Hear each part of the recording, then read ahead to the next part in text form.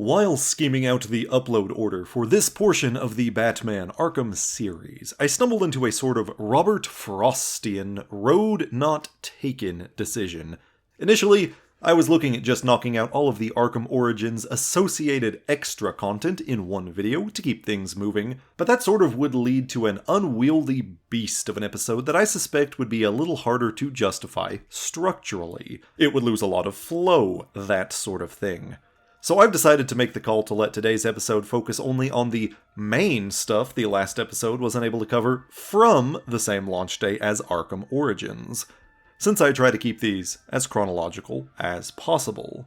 And before I trigger all three poetry aficionados who happen to also be a big enough fan of these games to click on this video, I am referencing Frost in his original context.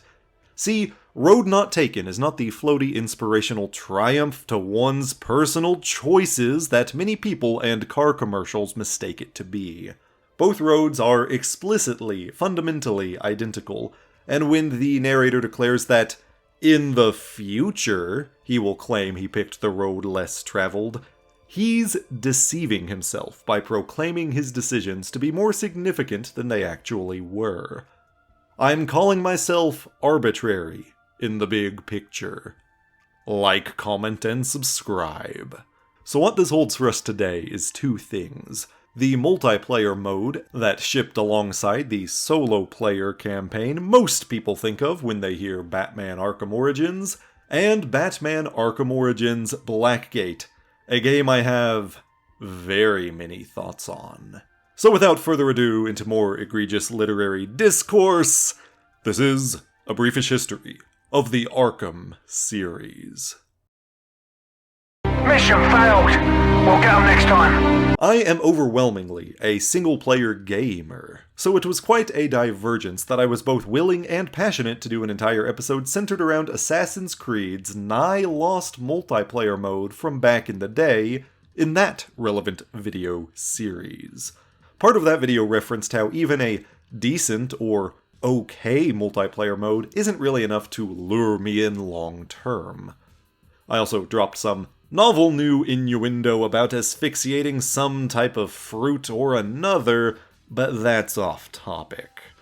This is relevant because the chosen footage to play alongside the broader statement was that of Arkham Origins.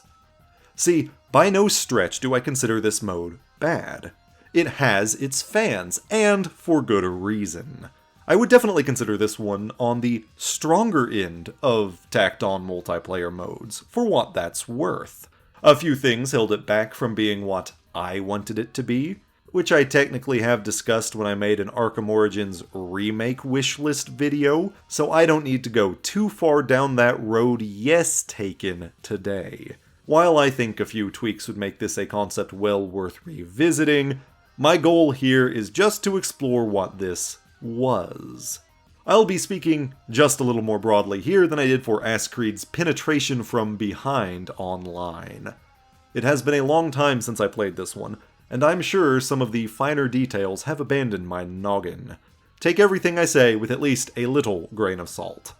Also, while I prefer always using my own footage as much as possible, it was not a reasonable goal for this segment, so all clips get video attribution on screen and links included in the description so you can go and give appropriate support to the original creators.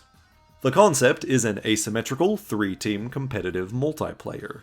2 of the 3 teams, with 3 players each, play using third-person shooter mechanics not dissimilar to Gears of War, represented by Joker and Bane's gangs who have gone to war sometime in the years following Origins.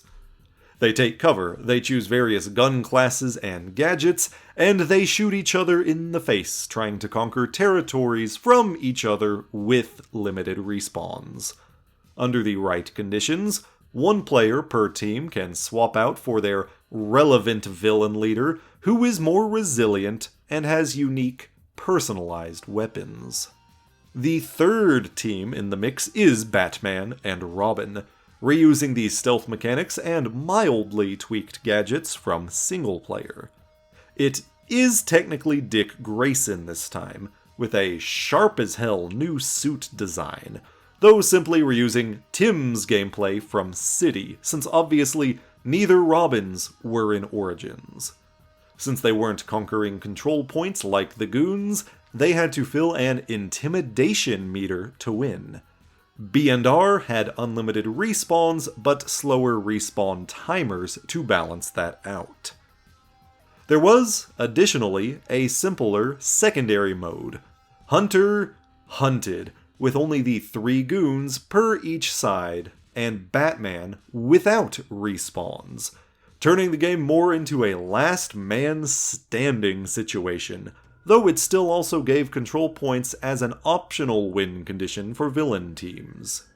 This mode did have customization for the thugs and unlockable skins for the heroes, and destroying Penguin's weapon caches in story mode would even unlock extra multiplayer gear packs, and it took place across 4 maps total, including some content based around Wonder City from the last game. Thug customizing was certainly sufficient. I liked how my goons looked, though I always felt this mode could have used just a few more maps for variety, personally speaking. Also, as far as canonicity goes, it's not. It really only ever felt like soft canon anyway, since Robin's not exactly known for resurrection after getting murdered. Okay, I suppose one version of him is... fine, 2 versions. Not the point. Lots of the details fleshing out what little story elements there are here don't gel great with the series' stated specifics, and it has pretty much been declared non-canon beyond only the broadest of strokes, thanks to Camouflage stating as much while developing Batman Arkham Shadow. The main reason this one didn't quite click to hold me for more than a few hours, I think, was that it didn't quite feel balanced correctly, and I think it was at the expense of the heroes. Sure, mathematically, a perfectly balanced game would only see Batman and Robin win 1/3 of the time if balancing for team sizes, or 1/4 of the time if you were balancing off of player count for whatever reason. Don't quote me on the exact number, since I wasn't keeping detailed track of things playing this mode more than 11 flipping years ago, but I don't think they reached those percentages for success in my experience playing. There were a few problems, and most prominently, thugs all got an X-ray vision option too. It was nerfed a little by having a cooldown timer, but it still radically upended the fact that someone who depends on hiding in the dark is at a massive disadvantage when the other player can hit a button to make them glow like a goddamn Christmas tree. Further, because players are much more likely to have played the single player, the heroes don't really have as much of the necessary element of surprise. Unlike AI enemies who naturally don't know the full suite of what Batman can pull off, human-controlled thugs can check any gargoyles, grates, or glory holes Batman is likely to retreat to with relative ease, since they've already played as him so much through single-player. Sure, this is a harder issue to develop around, especially considering this was likely not given some massive development time, but even just buffing the heroes a little would have mended some of my complaints. Game dev's secret for you: true balance in a multiplayer game is not necessarily that feasible, due to just how impossible it is to predict every aspect of human behavior once the game goes live. That's why you always see so many tweaks and upgrades and nerfs and buffs in competitive games. It is literally inevitable for there to be a little imbalance. Since we're talking about superheroes here, it would have been worth the risk making Batman and Robin perhaps slightly OP, considering the odds are already stacked against them in the mode. Still, I don't want to end this coming away too harsh, as it was a fairly unique and thoughtful way to adapt the multiplayer concept within the expectations of the series, and full props to the people who are its most ardent fans, because while the multiplayer servers were mysteriously retired, the community put together a patch players could mod in to keep playing on PC. Until the official servers were mysteriously officially shut down for realsies, negating the community patch, which the fans addressed by releasing the Arkham Revived self-hosted mod, so you can at least use private servers to play with people you assemble for it. Simply put, fuck yeah, you amazing mad lads. Keep up the good work. I'm yet again going to make a reference back to A Briefish History of Assassin's Creed, but only because it is contextually relevant, and not at all to try and persuade you guys to watch those videos too. Though you certainly could if you want. Syndicate's episode weirdly has fewer views than its own DLC episode. Do not know what happened there. When I was still learning the ropes with my style for A Briefish History, before such series name was even in use, the handheld spin-off platformer Altair's Chronicles really threw me for a loop. I had far too many opinions on that one, but it risked overwhelming the other content of the video, so I just did a brief-ish look for the relevant episode, and then allowed myself to go back and do a solo video anyway. It is with that in mind that I've just decided to make Blackgate the main focus of this episode to keep things simpler. You see, I have quite a lot of opinions on Batman Arkham Origins Blackgate. Many of these things are quite negative, and while I don't always like to be a negative reviewer, I'll concede that I'm really quite able to come out swinging in a compelling way in my videos when I have to be. Blackgate well represents the point where WB most blatantly wanted to expand Arkham as a full-blown franchise instead of just being a normal series, as it was an extra company spin-off of an extra company spin-off. Sure, we had some supplemental stuff before, I've covered it here, but the net was cast quite wide this way. Released the same day as Arkham Origins proper, Blackgate is a sequel game set a few months later on the PlayStation Vita and the Nintendo 3DS, developed by Armature Studios, later ported to console and PC with the Deluxe Edition. It is a 2.5D Metroidvania in a very accurate sense of that word. Sure, all of these games have had heavy Metroidvania elements. I made a point of putting Batman in the Zero Suit back in the first episode to highlight this point, and I know a few of you found yourselves surprisingly aroused by that, you dirty little simps. But Blackgate fucking means it when you call it one. When you call it a Metroidvania, that is, not when you call it a simp.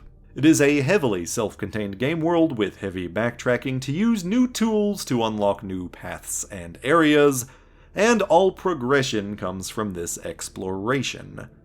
What perplexes me is that this is, bluntly, not a very good Metroidvania. And by all means, it absolutely should be a better Metroidvania than this. Armature Studios was founded by developers originally behind Metroid Prime. This would be like if Infinity Ward published a game where the shooting felt wonky, or if Way Forward wasn't at least a little bit horny for a 2D woman in one of its games, or if Rocksteady put out a game with a half-baked single-player narrative that felt like it ended prematurely halfway in after failing to use literally any of the characters in a worthwhile way. Wait. I'll elaborate more as we go, but Blackgate is a massive disappointment of a game, and honestly could be considered the Altair's Chronicles of Arkham. With some pedigree to the individuals behind the game, the initial previews seemed cool, and my literal first thought seeing it was how well Arkham City had adapted a sliver of the normal gameplay into 2D with Freight Train, and since I'm a big fan of handheld ports, these perhaps inspired more hope than was properly due. This game shows all the symptoms of Rush, as though it had too little time or too little budget. But even that doesn't seem to necessarily line up. This was the only main project they were developing at the time, everything else being simple ports of pre-existing titles, and Mark Pacini confirmed development started in early 2012, more than a year before release. My best guess is that building tech from the ground up instead of adapting more of the console tech perhaps could have eaten up undue dev time, but I am grasping at straws to try and rationalize it. Whatever it was, Mark, I'm not angry, I'm disappointed. And also angry. I would love to be able to just wave all of this away as a non-canon whatever experience for all of the weird ways it doesn't mesh very cleanly and doesn't live up to series standards, but I don't really have that luxury. Camouflage did treat this one as canon for Batman Arkham Shadow's purposes, so I'm stuck with it. Allowing myself to be more generous for a moment, Blackgate does have a design sensibility that feels in line with Arkham Asylum, and that makes sense. A self-contained linear experience is going to be easier to pull off than trying to compete with the sprawling open worlds of City and Origins. And despite the 2D movement, Blackgate is a convincing 3D world. Turning corners and changing orientation do occur fairly naturally, and going into vents even switches into first-person forward movement, much like they often do in the main games. I've played several 2D spin-offs at this point, and Blackgate is the one I think best captures the fact that the 2D is only a camera angle in a 3D world, as things at least feel spatially plausible. The basic gameplay loops of combat, stealth, and puzzly, explory, detective-y problem-solving are all adopted with at least a sense of loyalty, if lacking in things like depth or being fun. The free-flow combat basics are technically there, with punching, counters, stuns, and dive rolling, and it does keep track of your combo. There aren't any combo takedowns, however, so having a combo feels purely like it's there to obfuscate the lack of combat options.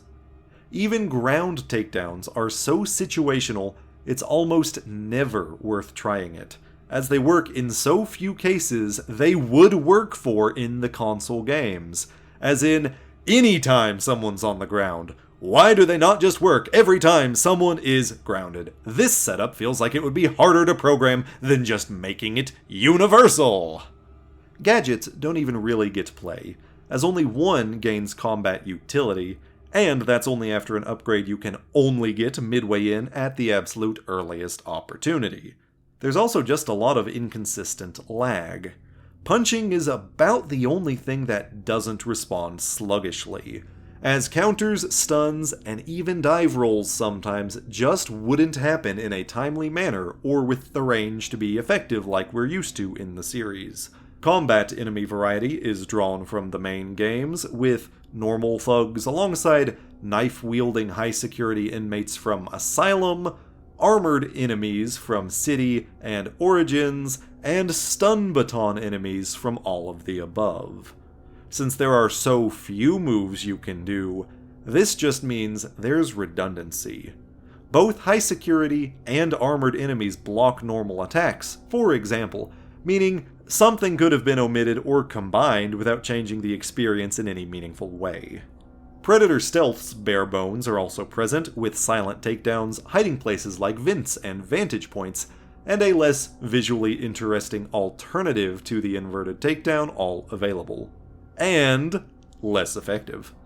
Loud takedowns to finish quiet takedowns instantly did not get adapted here, and getting thugs isolated enough for dangling doesn't tend to happen.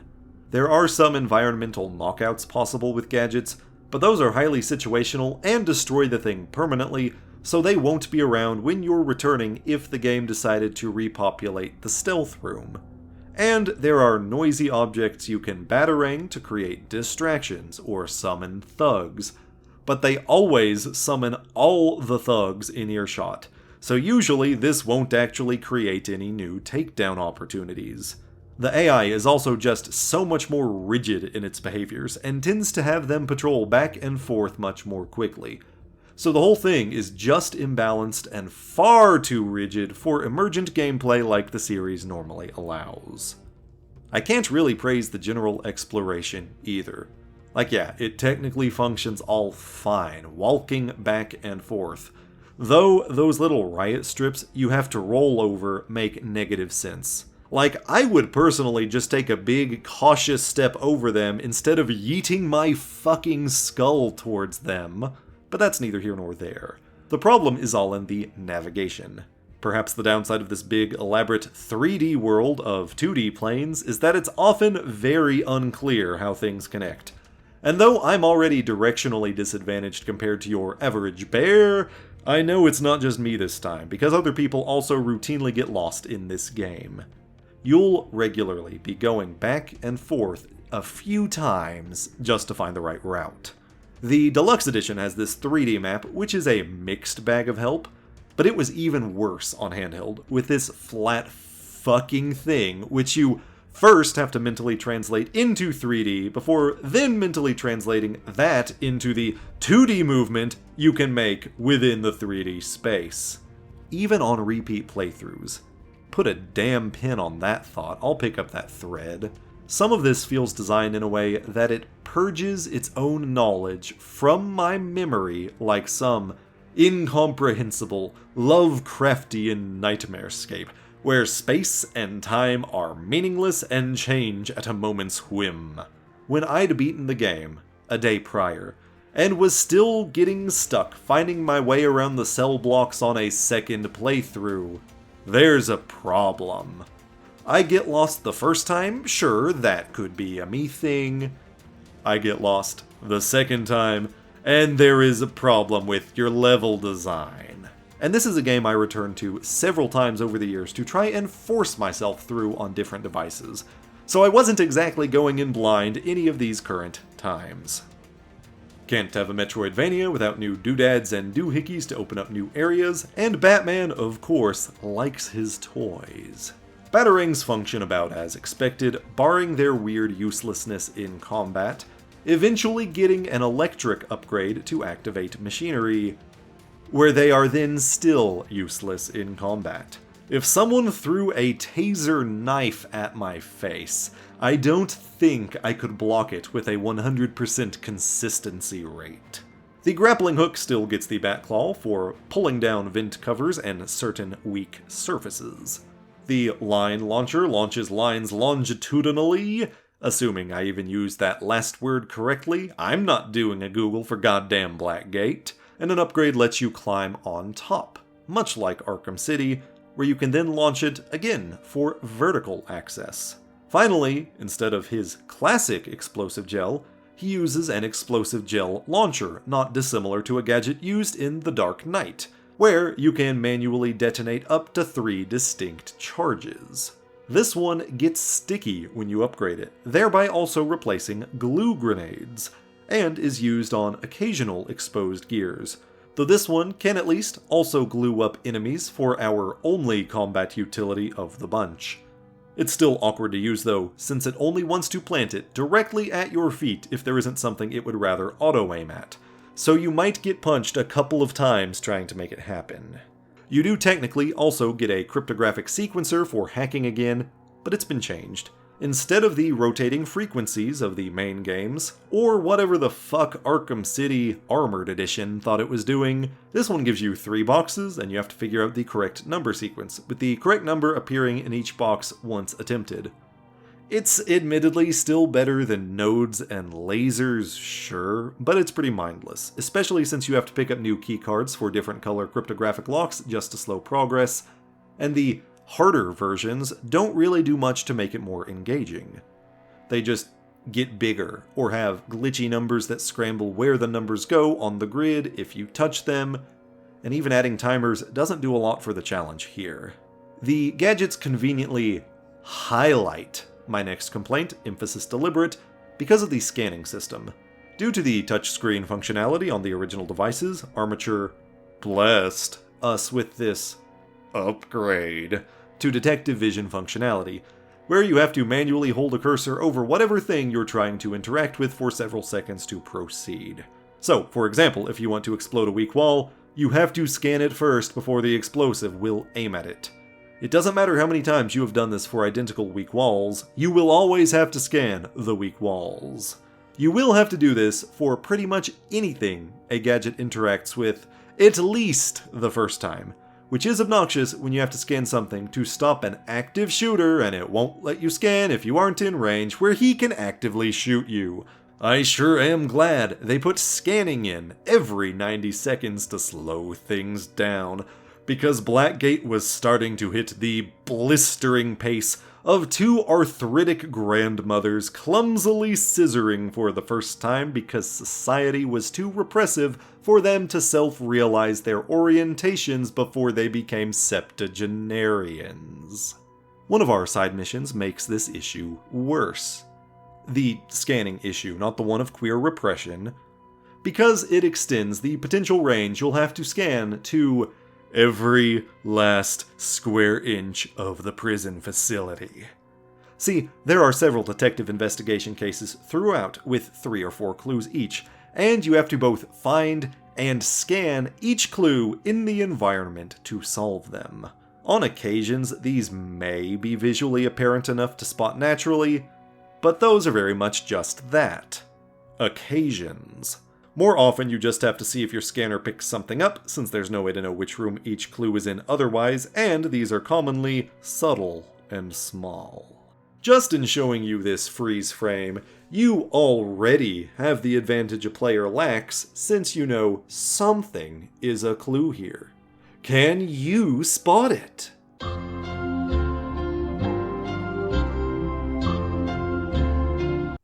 Just kidding, it's actually this tiny speck down here. This is bad enough on a full-sized screen, but again, remember that this game can go as small as the 3.5-inch screen on the original 3DS model. A lot of the times, these just look like normal environmental details, like this moss.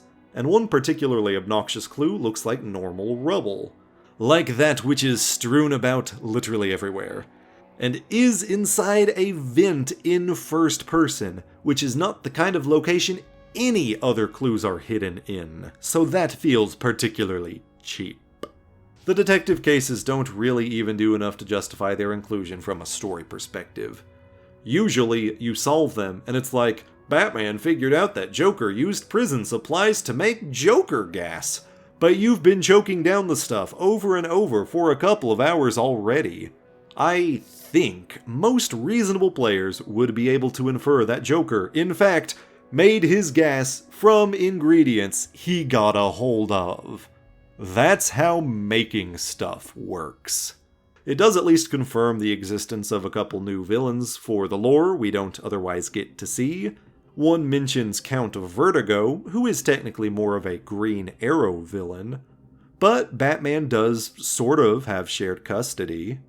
And another mentions Superman villain, Toyman Winslow Schott, who got coerced to sneak around in the prison by an unnamed party and then got explodified to death with an explosive bracelet. It makes sense in context. The other side missions are finding the crates where upgrades are hidden. That's right, you don't even earn XP to choose your own upgrades here, and crucial upgrades like increased health require finding 4 components instead of getting said upgrade each time, and destroying 60 total villain knickknacks. Joker teeth and penguin cages all tried to explode you, and Black Mask's porcelain masks just sit there. There are also unlockable bat suits, which normally I like. I'm typically a real slut for bonus costumes. But these are also a pain, because they are separated into multiple pieces each, preventing you from unlocking them until nearly the very end, in the best case scenarios. And if finding all of those components isn't enough, you have to beat the game 3 times to unlock them all, because there are 3 bat suits who lock off 1 piece each depending on what order you beat these villains. Most of these are shared with Arkham Origins' own DLC costumes, which we will talk about next time. Though Beware the Batman is, in fact, unique here.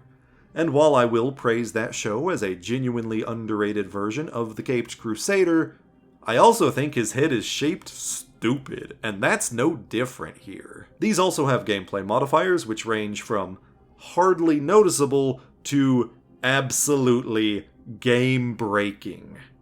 But I'm going to pause on that point. I'll elaborate later. Some of you already know what I'm talking about, and I'll let those people pat themselves on the back. You get to be the special advanced kid while everyone else is in the dark here. I probably should just go ahead and do the story breakdown, since there will be enough bitching there too, but there's still a couple of nagging design issues I just can't let go of. While I did lightly praise Blackgate's 3D world as being convincing, I will not praise it as being consistent or even plausible. This does not remotely feel like the building we explored twice in Arkham Origins. Trying to make that layout and this layout line up in any way, shape, or form is a fool's errand. Even though we only saw a limited selection, we saw a limited selection of high-priority points of interest. And those are just not here. And this version of the prison is in considerably worse shape than even the explanation of multiple prison riots in the spread of a few months can justify. These cell blocks literally exist above a void with completely broken walkways. I refuse to believe this happened from the riots, even with my incredibly generous willing suspension of disbelief. And it's no more plausible that this existed this poorly beforehand, as even by shithole standards, Gotham City would have cracked down on this a long time ago. And also, we saw the cell blocks not existing above a void. There are also far too few guards present in any capacity, living or incorpsified. Arkham Asylum did this well, where it felt like there was a sufficient number of staff represented between living guards on their own, hostages, and dead guards, with some of the former transforming into some of those latter stages as the night went on. Origins didn't have as many surviving guards, which we saw in Blackgate, but there were still a number of guards-turned-interior decor to feel proportional to the stretches of Blackgate we did experience under siege. Here, though, we see, 2 guards taken hostage and, another 2 lying around dead. What, did they throw them all into the void? You already know I reject the void. I won't accept that as an answer. Alright, now it's story time once I bitch about presentation. Blackgate does all of its major cutscenes in the style of a motion comic. Comic-style cutscenes are not exactly my favorite thing in the medium, which probably seems a bit odd considering how much I love comics. Maybe I'm just spoiled, as the first game I ever saw with comic book cutscenes is Infamous, a game which uses them to excellent effect. However, the impression I usually get from these is just that a game is cheaping out on the cutscenes. Look at the LEGO games. In bonus levels, or even DLC in some of the games, it tells the story by one character narrating over literal static comic book panels. It's lazy. I don't desire Lobo the intergalactic bounty hunter sloppily summarizing Mask of the Phantasm. I would prefer no cutscenes and just jumping straight into the level over that. So if we take these 2 points as a spectrum, Blackgate is unfortunately closer to the LEGO DLC than Infamous. Usually, it's just kind of bad artwork. Characters often just look odd and disproportionate. There's a decent degree of motion to them, at least, but even that can't impress me much because sometimes that motion comes from sloppy special effects. Look at this water splashing. This is the kind of free effect people slap on a YouTube video. There's not even any care given to provide a cohesive soundtrack for the in-game music. Now sure, perhaps I'm spoiled by Assassin's Creed giving their Vita spin-off title its own original score, but they also cared enough to give their Vita spin-off title the full 3D gameplay mechanics expected of the series. So the amount of care given isn't even in the same ballpark. Blackgate just reuses music from Arkham Asylum and Arkham City. I get that Origins' soundtrack was probably too Christmassy in places to use all of it, but these feel very out of place here, and just serve to remind me that I could be playing far superior Arkham games instead. Storytime. Batman's Batmaning in Gotham 3 months after the events of Origins, but suddenly some flirty cat burglar is doing some flirty cat burgling. This is, canonically, Batman's first encounter with Catwoman in this continuity. Keep that in mind towards the end, I'm coming back to that point.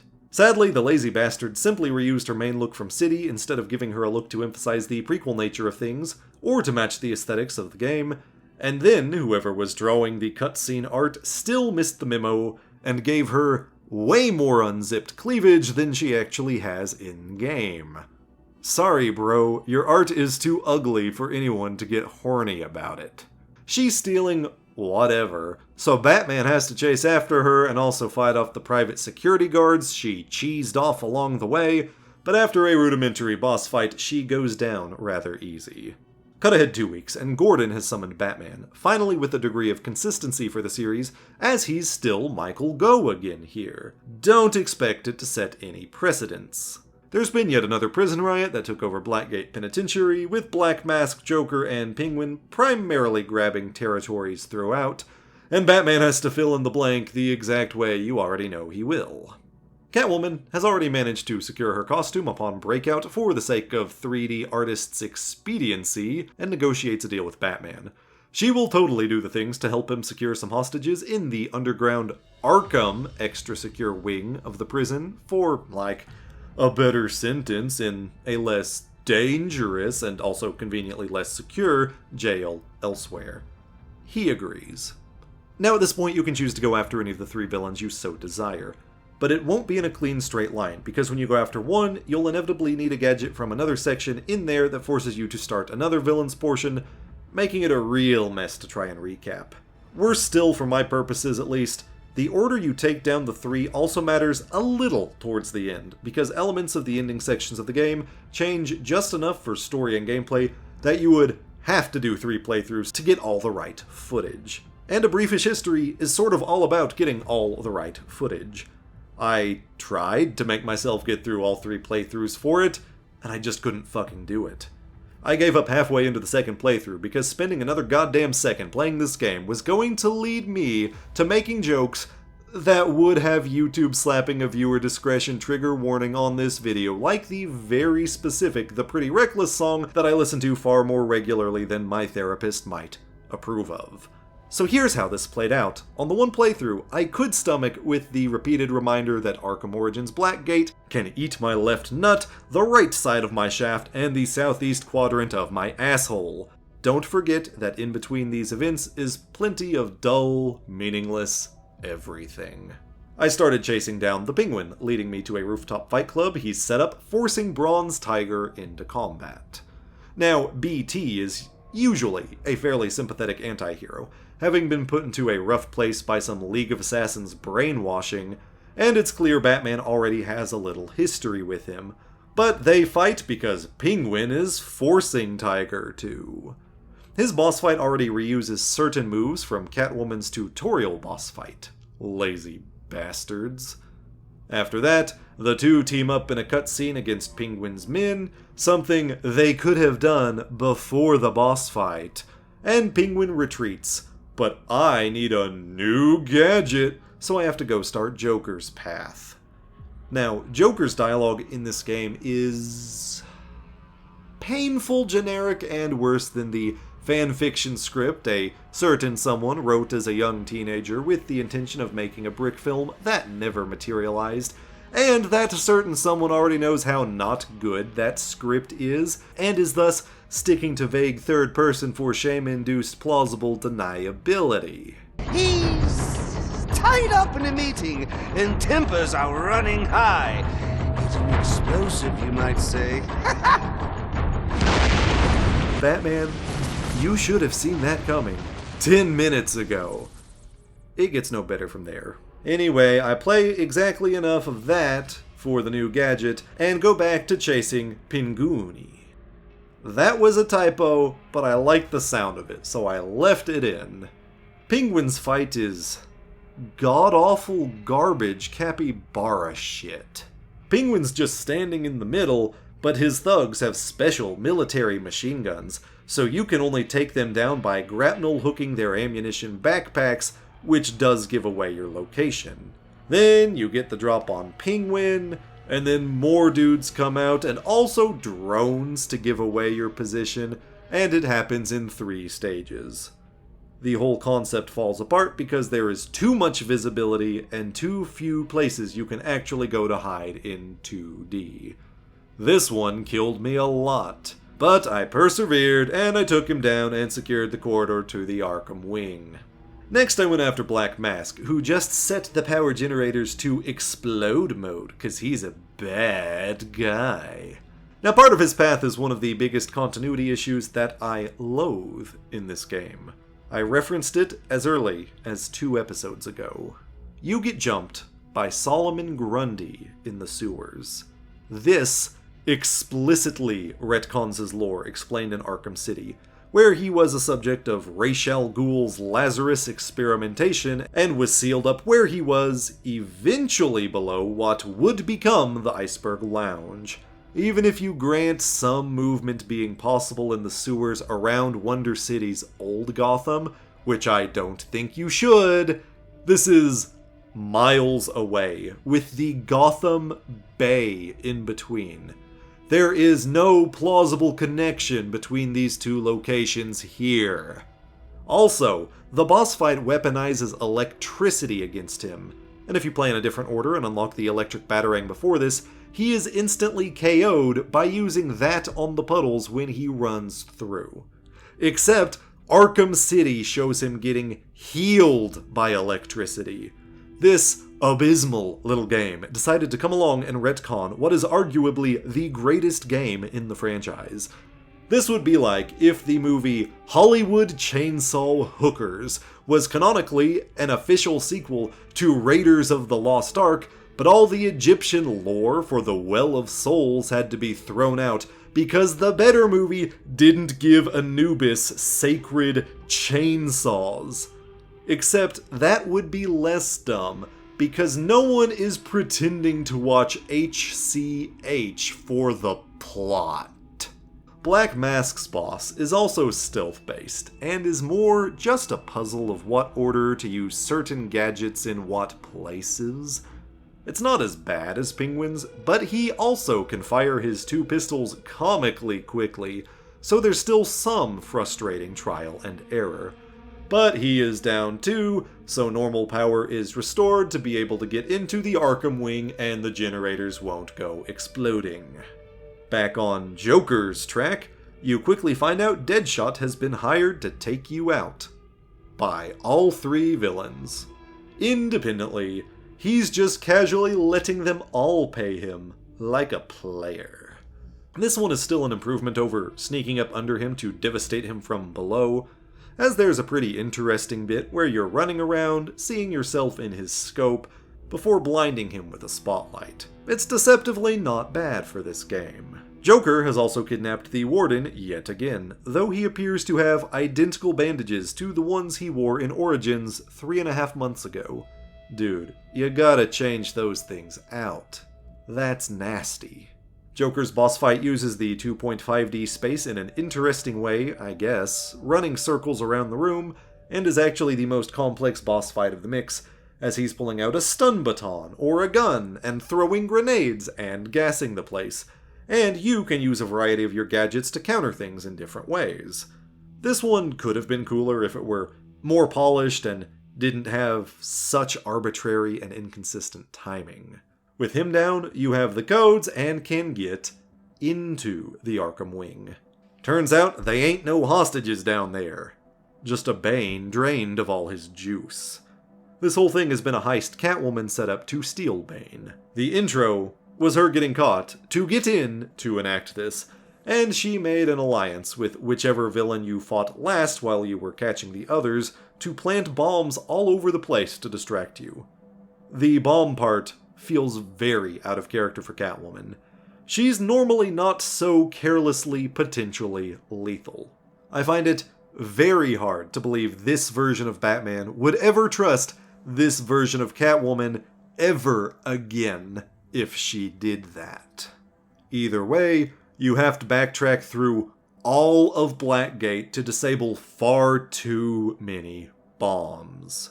And quite egregiously, despite the extra hour that padding takes, you then just catch up to Catwoman and Bane on the docks still escaping, making the whole bomb thing rather pointless. They could have left that bit out for very little change.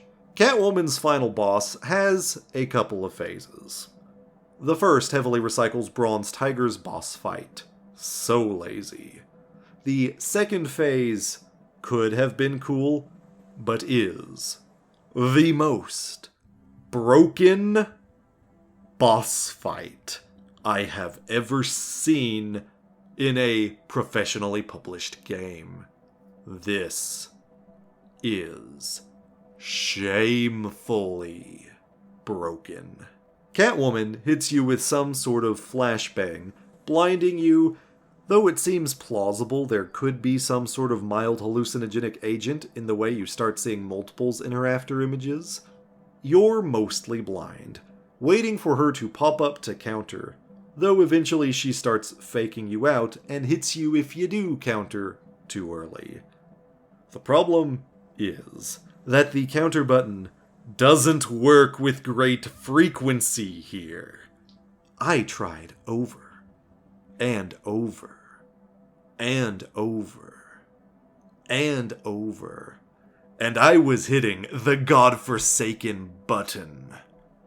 After an eternity, I finally caved, exiting the game to be dumped back into Blackgate free roam.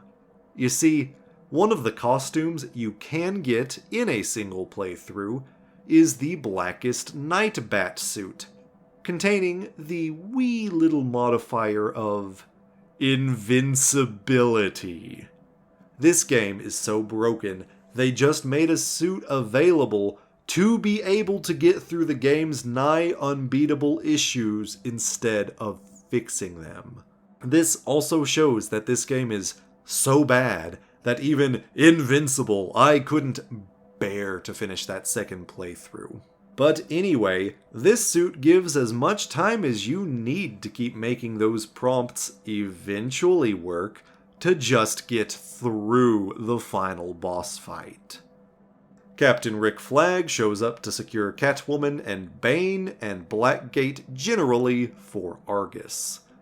This is not actually a shock. He and Amanda Waller were watching you throughout, and it just didn't feel worth mentioning then. In fact, she also showed up at the end of Origins to recruit Deathstroke, and it mattered so little there I forgot to mention it entirely covering that game. Whoopsie. My brain is a nightmare to navigate, if I am being honest. 2 end scenes cap off the game. One is just the last of the 3 villains you caught escaping. More importantly, the other reveals Waller actually hired Catwoman to do all of this to get Bane, presumably after explodifying Toyman on the same task. Except then, she just had to give Bane back to save face. However, she did get Bronze Tiger and Deadshot as operatives. The end. It's clear this and the Deathstroke scene were trying to set up a Suicide Squad project. In case that isn't obvious enough on description, it says Suicide Squad right on the clipboard she gave Slade. See, WB Montreal did want to work on a Suicide Squad project, but that languished in development hell, then got cancelled, and so there are 2 sort of Arkhamverse follow-ups to this whole shindig, both of which we'll obviously cover more thoroughly in future episodes. The first is an animated film, Batman Assault on Arkham, and though it only got declared officially non-canon later, it has enough continuity issues it was only ever questionably canon in the first place, and has absolutely no use of Bronze Tiger, making it not a clean follow-up. The second is Suicide Squad Kill the Justice League, which is, as of writing, canon, though that was so poorly received I have no idea if it will stay that way after future projects, and is an even messier follow-up, considering that game would imply Waller took more than a decade to get her squad off the ground, and contains neither Bronze Tiger nor this version of Deadshot. So, in conclusion, this game is not just bad, it is utterly pointless, however you look at it. Cool. Hey guys, you're probably wondering about the differences in the PNG me here in the outro versus, the rest of the video. You see, that was all sort of past me in a very stark sense with where I am in life right now. It felt appropriate to keep using him, because when I recorded the audio and started at least the earliest editing on this video, he still felt accurate.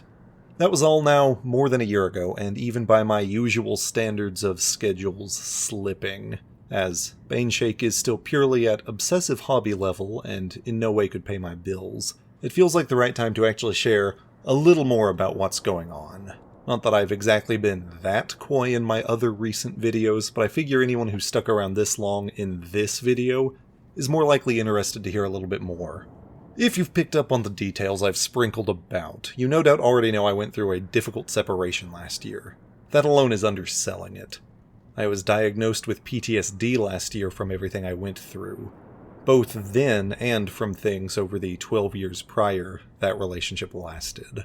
When Past Me recorded the voiceover and started editing, it was to give myself a project I could focus on at a time my mind was still reeling a few days after I decided I had to separate for my own well-being.